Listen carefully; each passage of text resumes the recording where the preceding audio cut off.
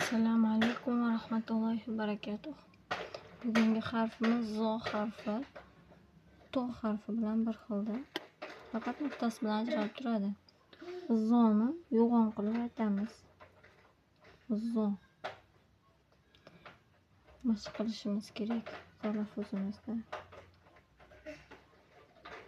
Pastga ozgina tushirib qo'yamiz.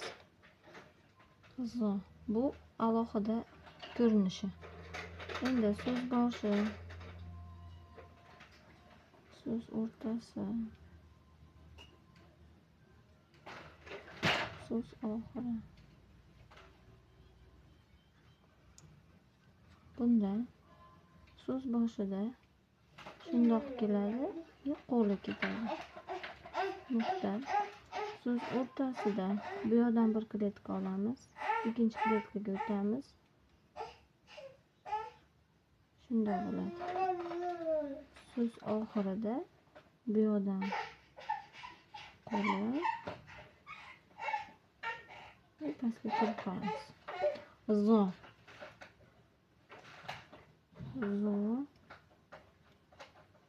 Bu samostoятельный formasi. Zo boshida kelishi,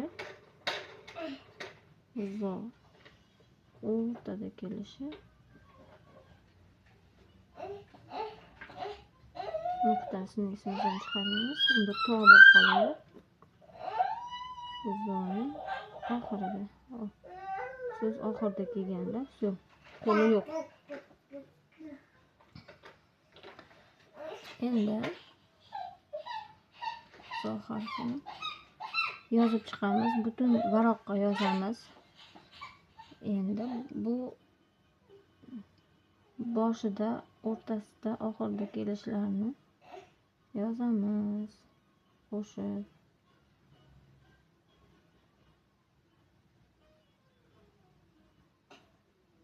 Qo'shib yozishga qo'limiz uzmasdan harakat qilishimiz kerak. Yana zo, zi, zum qilib aytamiz. Yozib chiqamiz. Ham o'zinglar so'zlar tutsanglar ham bo'ladi. Shularni yozib mashq qilamiz. Yana bitta ko'rsataman. Zo, zi, zu. Zi deganimizda i qo'ysak, shunda yaxshiroq chiqadi, o'zimizga bilinadi. Zini qayerdan chiqayotgani o'sha bilan mashq qilasizlar.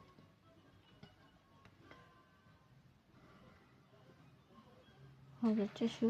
Hammaga rahmat. Assalom.